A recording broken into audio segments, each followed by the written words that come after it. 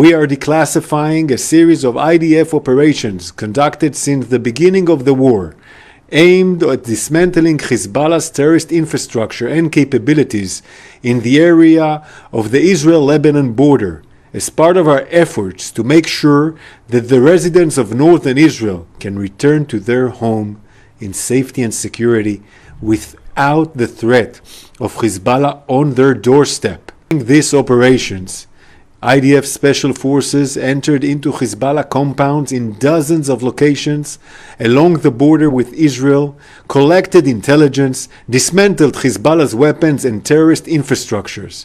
Our soldiers entered Hezbollah's underground infrastructures, exposed Hezbollah's hidden weapon caches, and seized and destroyed the weapons, including advanced Iranian-made weapons. Overall, IDF soldiers exposed and dismantled over 700 Hezbollah terror assets during these operations, and there's a lot more work to do. I will not reveal it to the enemy, but we are doing it as short as we can. Days, weeks, I will not say to the enemy. We will do the necessary thing in a limited and local operation that we are conducting now. We're not going to Beirut. We're not going to the cities in southern Lebanon.